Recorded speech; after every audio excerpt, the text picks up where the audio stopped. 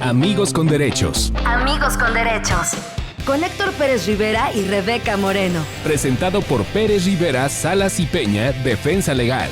Amigos con derechos, en donde hablamos claro y actuamos justo. ¿Qué tal? Muy buenos días, muy buenas tardes, muy buenas noches, dependiendo de la hora que nos estés escuchando. Esto es Amigos con Derechos, de Pérez Rivera, Salas y Peña, Defensa Legal. Y estoy aquí con Héctor Pérez Rivera. Y bueno, vamos a escuchar ya nuestro primer tema. El alcoholímetro en la Ciudad de México. En la Ciudad de México, el programa Conduce sin Alcohol, mejor conocido como el alcoholímetro, continúa operando de manera permanente en distintos puntos de la capital. Los operativos se realizan de forma sorpresiva, principalmente en horarios nocturnos y durante los fines de semana. Los conductores son sometidos a pruebas de alcoholemia y quienes rebasan el límite permitido son remitidos al Centro de Sanciones Administrativas, mejor conocido como el Torito. De acuerdo con las autoridades, gracias a esta medida, los accidentes de tránsito relacionados con el consumo de alcohol se han reducido hasta un 30%, fortaleciendo así la cultura de la prevención y el manejo responsable. Amigos con derechos.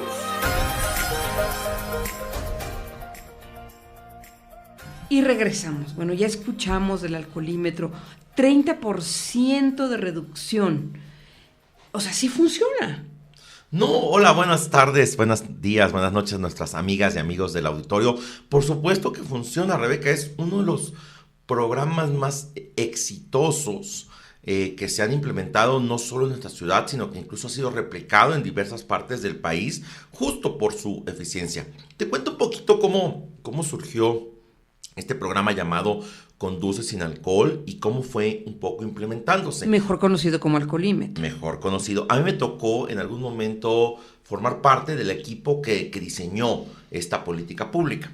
De entrada, esto parte de una idea muy sencilla, ¿no? El Estado tiene que proteger la vida, la integridad personal, la libertad de circulación de todas las personas. Esto es una obligación esencial del gobierno. El gobierno esencialmente existe para proteger a la ciudadanía.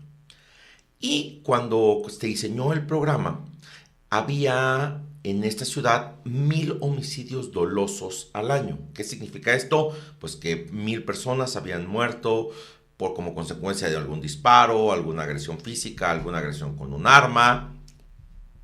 La cifra es alta, pero para la cantidad de población, en realidad no era una situación fuera de los parámetros que existen, desafortunadamente. Hablamos solo de Ciudad de México, ¿no? Ciudad de México, 1,000 muertes dolosas al año.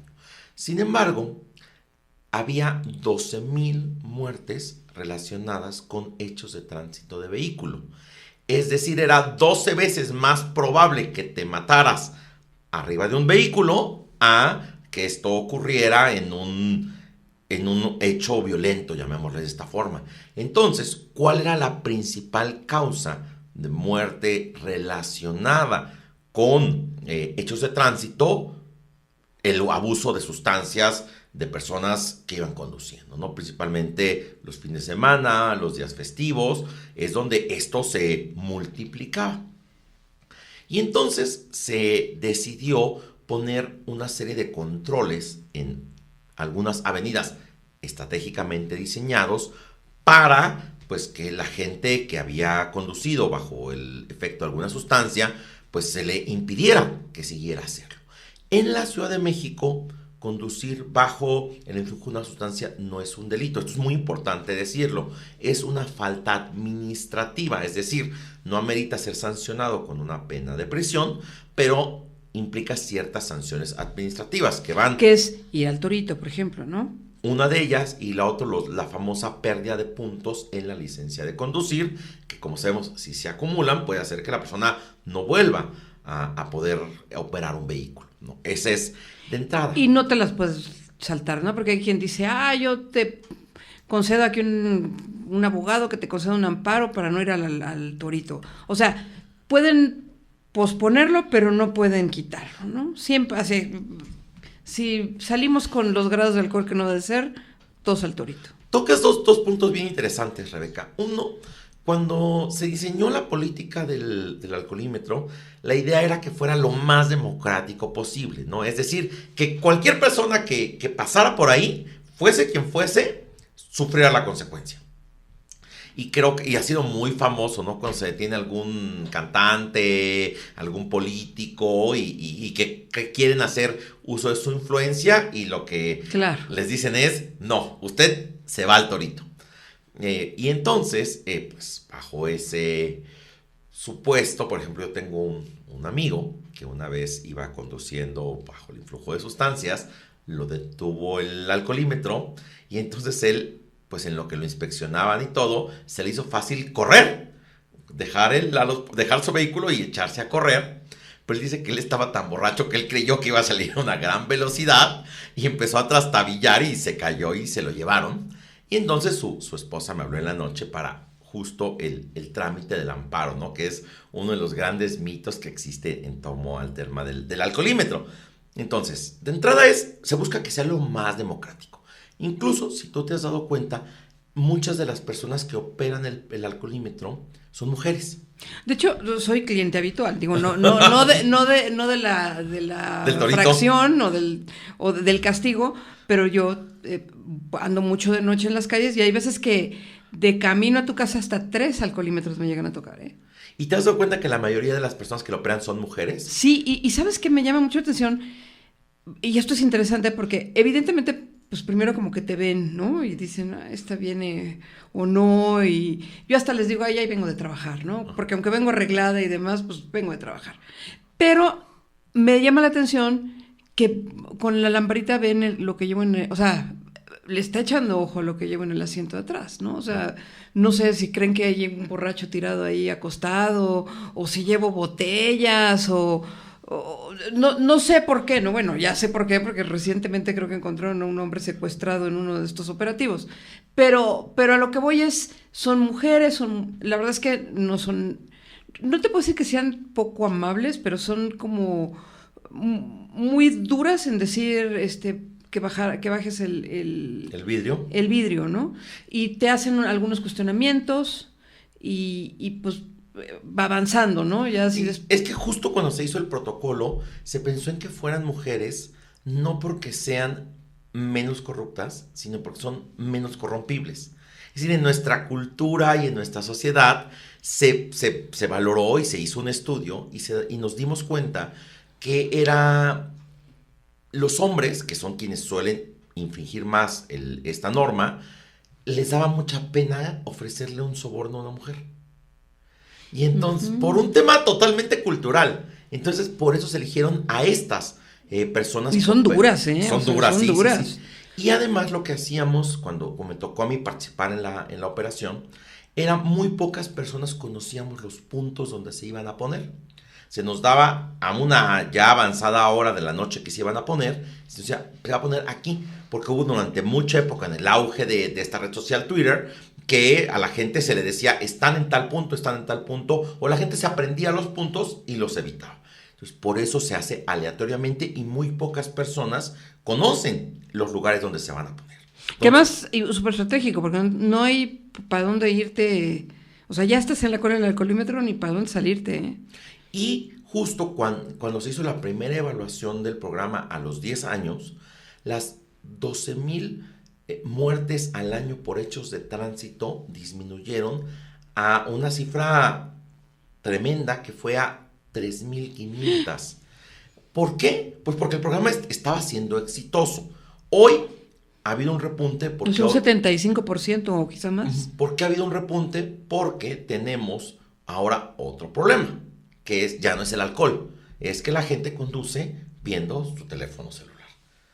Y esto es ahora una de las principales causas de accidentes de tránsito. Regresemos al otro punto que nos inquieta mucho en Amigos con Derechos, que es el famoso amparo. ¿Para qué sirve y por qué lo tramitan? Hay un montón de mitos en torno a esto, al grado que, por ejemplo, afuera del famoso Torito, el Centro de Infracciones Administrativas, que está en Tacuba, hay un montón de abogados, o que se dicen ser abogados, que te tramitan tu amparo para que salgas. ¿Esto se puede? ¿Es posible? Esencialmente sí. Tú puedes promover un juicio de amparo, que es una forma de proteger tus derechos constitucionales, Y el objetivo de este juicio es pues decir que te están infringiendo tu libertad de tránsito, tu libertad de circulación dentro, pues, y que además pues no está siendo determinado por un órgano jurisdiccional, por un juez, sino por un policía, ¿no? Y que esto pues no corresponde a una restricción constitucional, es que tu libertad solo puede ser restringida por una autoridad judicial, no por un policía. Ese es un poco el principio. El criterio que se ha fijado por los tribunales es que el alcoholímetro es legal, que la detención es legal.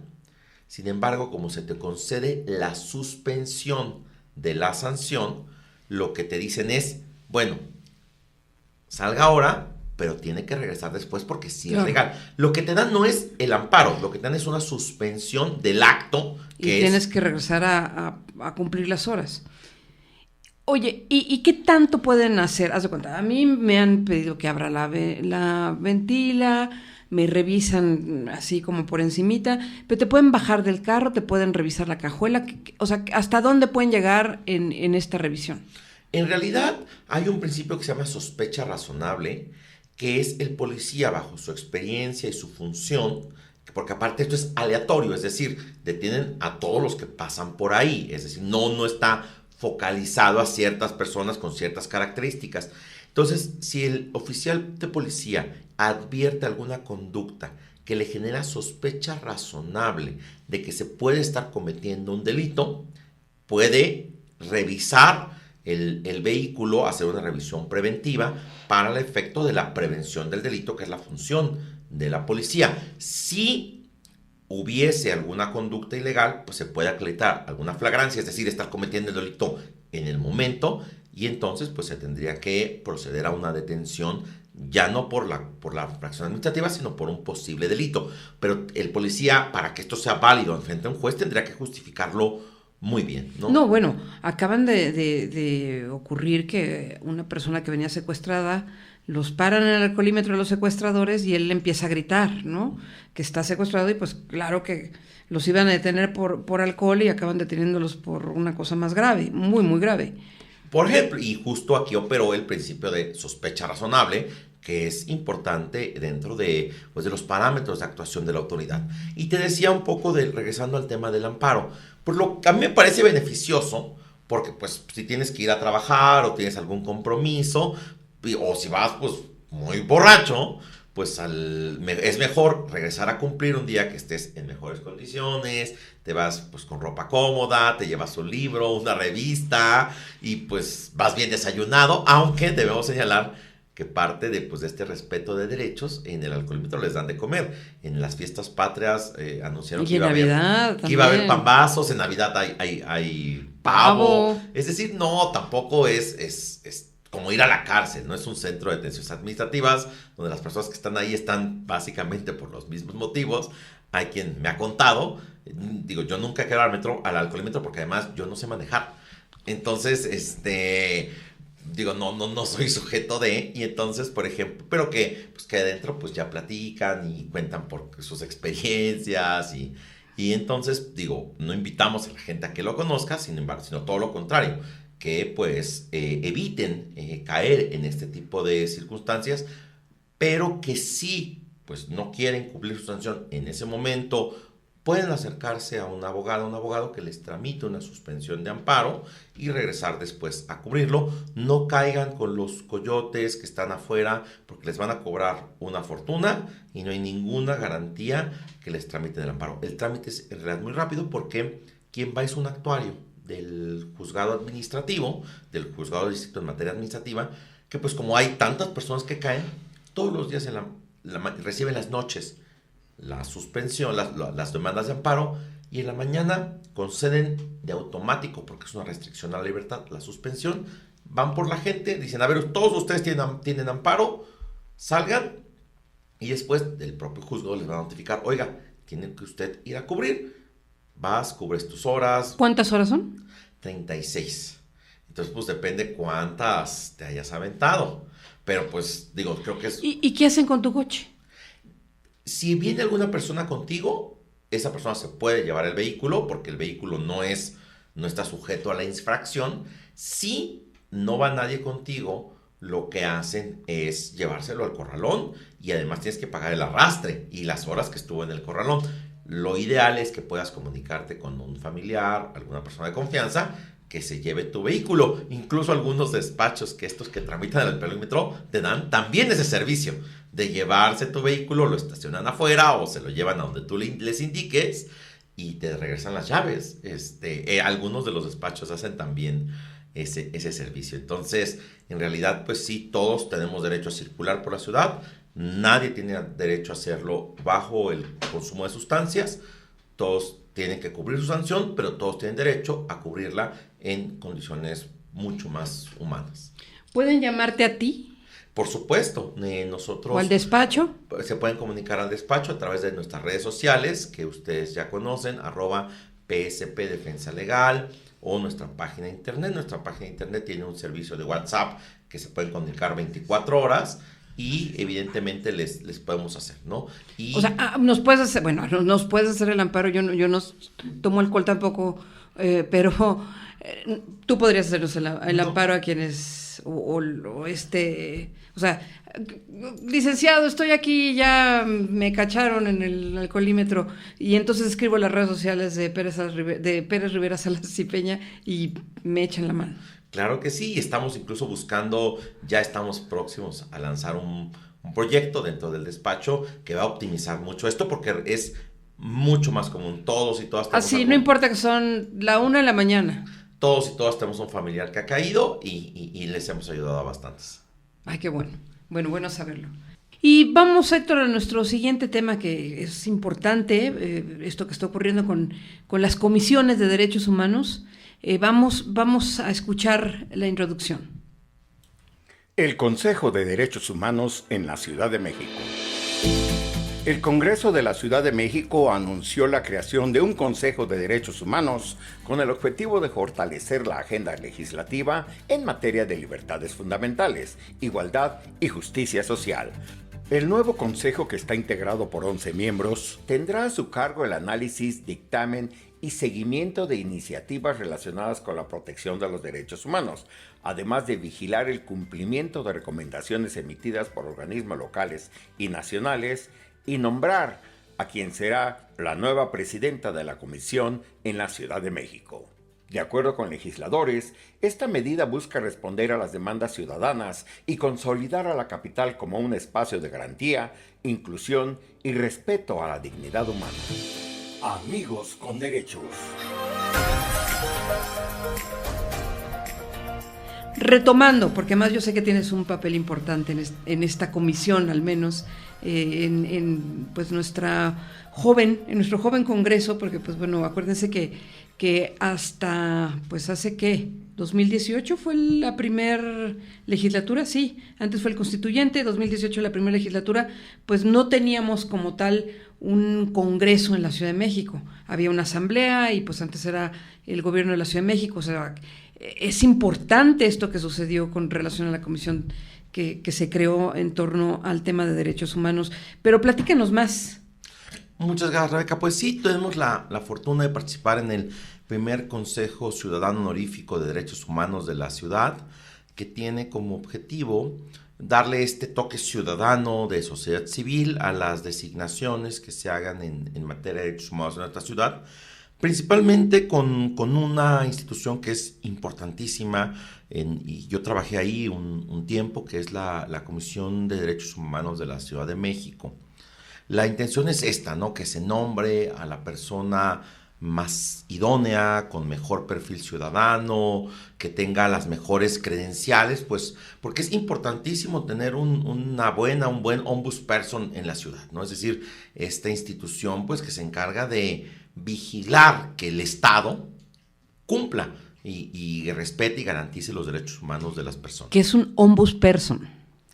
Mira, el término viene es sueco, el término viene de la primera figura que existió en la materia, y habla un poco de la idea de esta persona que va a todos los lugares donde pueda haber una violación a derechos humanos y evitar que suceda, ¿no? Incluso el concepto se le llama a las personas que trabajan en la Comisión de Derechos Humanos visitadores y visitadoras, porque lo que hacen es hacer visitas a los lugares donde puede haber una violación de derechos humanos. Cuando yo trabajaba ahí, por ejemplo, teníamos una guardia de personas que recibían quejas de alguien que estaba detenido, y sus familiares decían, lo están torturando o lo tienen aquí incomunicado. Entonces nos lanzábamos a ver a esa persona y ver pues que estuviera en condiciones adecuadas, respetando sus derechos. Y es lo que hace la comisión, y es lo que yo creo que la gente debe saber que es para lo que nos sirve. La comisión tiene el objetivo de atender estas problemáticas cotidianas en materia de derechos humanos. Las violaciones a derechos humanos, y esto es importante decirlo, solo las puede cometer la autoridad. Es decir, un particular no puede violar los derechos humanos de un particular. Yo, Héctor Pérez, por más abogado que sea, porque somos colegas en este podcast, no podría violar tus derechos humanos. Nuestro productor no podría violar nuestros derechos humanos. Solo los puede hacer una autoridad. Los derechos humanos son oponibles frente al Estado. Y entonces, ojo, las comisiones de derechos humanos tienen dos competencias. De repente mucha gente dice, vámonos a la Comisión Nacional de los Derechos Humanos de la Ciudad de México. No, la Comisión Nacional tiene atribuciones sobre las autoridades federales. El SAT, por ejemplo, el IMSS, la Secretaría de Salud, la Policía Federal. Que de hecho el IMSS es de los que más... Junto con el Ejército, Okay. que es otra de las instituciones federales. Y la SEP, por ejemplo, ¿no? La SEP es federal. Y, por ejemplo, en la Ciudad de México las escuelas dependen de la SEP federal. Entonces, si algo te pasa en una escuela pública, pues si te toca la Comisión de Derechos Humanos. Los maestros son servidores públicos federales. Uh-huh. En cambio, la Comisión de Derechos Humanos de la Ciudad de México o de cualquiera de los estados, lo que ve son violaciones que pudieron haber cometido agentes del gobierno estatal, o en nuestro caso de la Ciudad de México, la Policía Capitalina, la Fiscalía de la Ciudad de México, el personal de las alcaldías, por ejemplo, todo lo que tiene que ver con tránsito, por ejemplo, la Secretaría de Movilidad, la Secretaría de Salud de la Ciudad de México, ¿no? Si tú vas a algún hospital público y sientes que ahí se están violando tus derechos, la Comisión de los Derechos Humanos. Y uno de sus principales temas es, evidentemente, por ejemplo, la población penitenciaria, ¿no? La gente que se queja que le niegan una visita, que le niegan acceso a un medicamento. ¿Los MPs también? Que las fiscalías, por supuesto, bueno, ¿no? Yo cuando trabajé, pues atendíamos violaciones a derechos humanos cometidos por las fiscalías, y yo te lo puedo decir, yo me conozco cada agencia del Ministerio Público de la ciudad. Yo te ubico la Ciudad de México. De terror. Por donde hay una agencia del Ministerio Público y una estación del metro. Porque así nos movíamos, nos íbamos en metro, a veces nos llevaban de la comisión, y alguien nos decía, oiga, fíjese, licenciado, que yo fui a denunciar que mi vecino me amenazó y en la fiscalía no hace nada.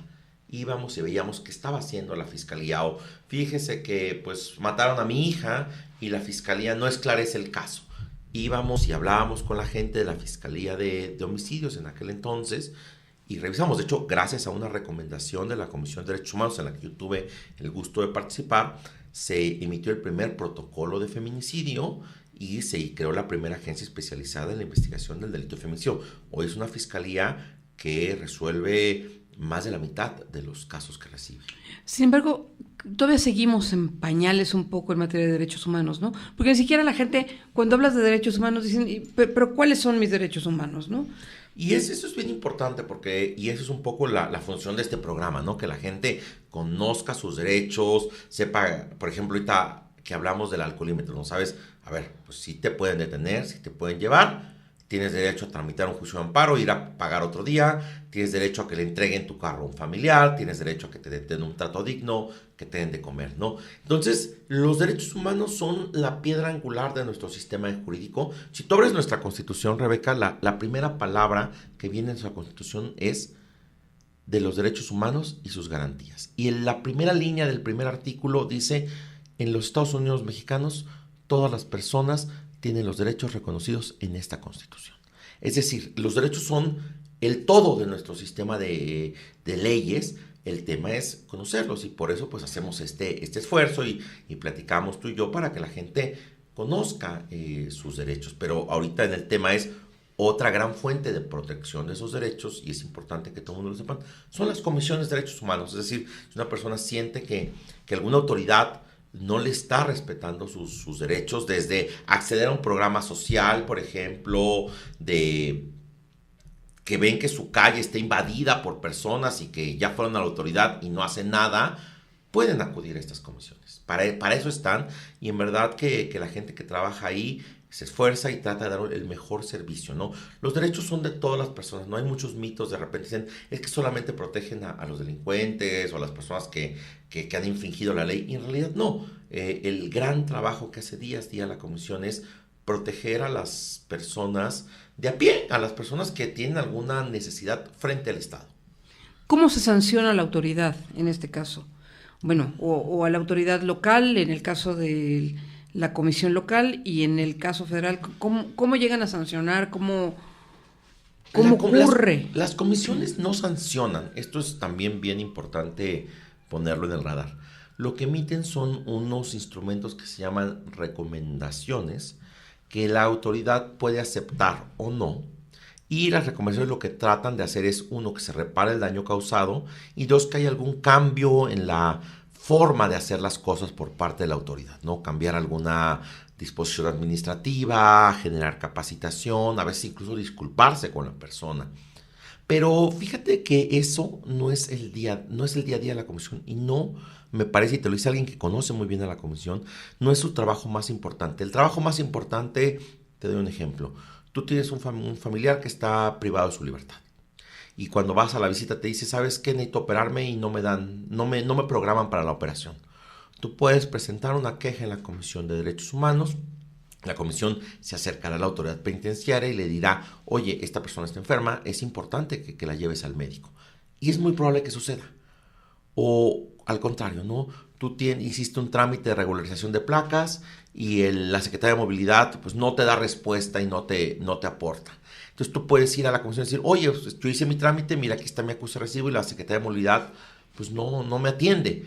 Presentas tu queja en la comisión y la Secretaría de Movilidad te dirá, le contestará a la comisión y decir, no, ya le voy a contestar, mira, aquí está la respuesta para esta persona. O sea, si son efectivas, ¿qué tanto miedo les pueden tener? Porque, vaya, en el caso, por ejemplo, del ejército, que tienen modos y maneras, pues a veces un poco, no sé, por decir, cuando hay una movilización que de repente pues empujan a la gente, ¿no? Y empujaron a las señoras y de repente ya se cayeron, ya se rasparon.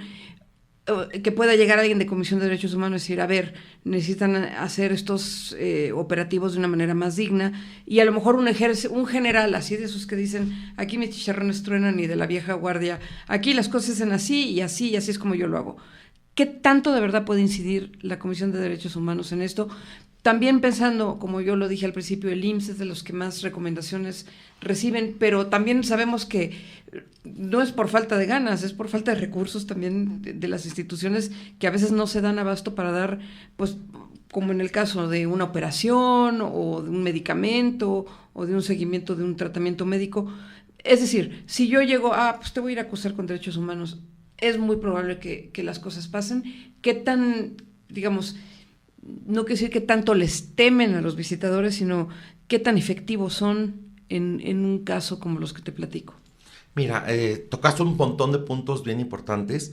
En tema de las Fuerzas Armadas es complejo, por sabemos el poder que se le ha dado a las Fuerzas Armadas en las últimas administraciones. Entonces, ahí es donde a lo mejor hay uno de los grandes obstáculos, ¿no? Es decir, justo el empoderamiento que tienen las Fuerzas Armadas, que por ejemplo en una manifestación no es necesariamente su función, generalmente lo cubren las instituciones de seguridad civiles, llamémosle, ¿no? Me ejemplo, a la policía capitalina.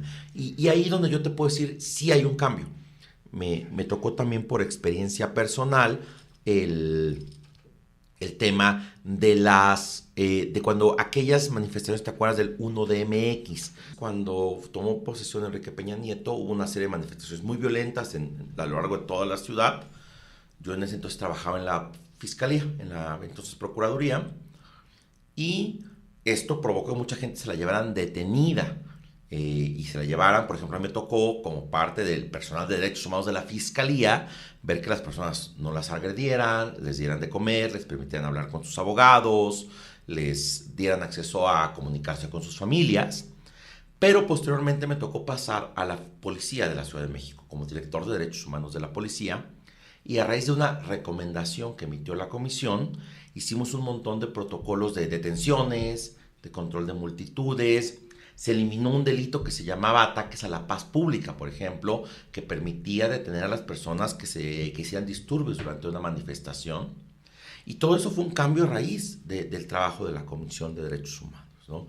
Hubo en ese entonces mucha sensibilidad para hacerlo. Te digo, por ejemplo, a raíz de un caso de una señora que su hija fue asesinada brutalmente, denunció, y por errores de la Fiscalía nunca se supo quién realmente asesinó a su hija. La comisión emitió una recomendación. En aquel entonces yo redacté esa recomendación y se creó el primer protocolo de investigación del delito de feminicidio, la primera agencia especializada de feminicidio. Es decir, los cambios pueden darse, el contexto político siempre será complicado y será un obstáculo, pues, para este tipo de instituciones, pero por eso es importante que este consejo del cual formo parte, para elegir una persona que tenga esta fuerza moral, esta autoridad ética, para convencer a la autoridad, pues, de cumplir sus recomendaciones. Decías el tema del IMSS. Yo creo que podemos platicar en un podcast futuro, en un episodio futuro, con Isolde Arts. Fíjate que Isolde es una mujer que tiene un cáncer muy agresivo que se llama melanoma, y necesita un tratamiento que es muy costoso, y hemos ganado bastantes recursos legales para que ella pueda recibir un tratamiento por parte del IMSS. Me gustaría que, si ustedes, amigos y amigos del auditorio, me gustaría que escucharan a Isolde eventualmente, porque ella tiene una experiencia bien interesante, pues, de una mujer que ha usado todos los recursos legales disponibles para atender su problemática de salud. Y bueno, esto es una invitación para que si ustedes tienen alguna duda, algún comentario, queja, sugerencia o un caso que nos quieran contar, relatar, en el que puede incidir Pérez Rivera Salas y Peña, asesores, defensa legal, pues aquí estamos para servirles, para defenderles, para apoyarles y para informarles. Esto fue Amigos con Derecho. Muchas gracias, Héctor, y no sé si quieras cerrar con algo más. Sí, claro que sí, Rebeca, pues gracias por escucharnos, y si ustedes pues quieren contactarnos, platicarnos algún caso, comentar, para nosotros es muy importante que se suscriban, que comenten. Pueden hacerlo pues a través de los propios canales de este podcast, en Spotify, en YouTube, pero también pueden hacerlo en nuestras redes sociales, ¿no? En Instagram estamos como @PSP Defensa Legal, en Facebook como Pérez Rivera Salas y Peña, y en nuestra página de internet, que es perezriverasalasYpena.com. Ahí hay un enlace para un teléfono, un contacto de WhatsApp, donde estaremos gustosas y gustosos de atenderles siempre. Pues, amigos, amigas, amigues, nos vemos la próxima semana. Muy buenos días, muy buenas tardes, muy buenas noches. Amigos con Derechos. Amigos con Derechos. Con Héctor Pérez Rivera y Rebeca Moreno. Presentado por Pérez Rivera Salas y Peña, Defensa Legal. Amigos con Derechos, en donde hablamos claro y actuamos justo.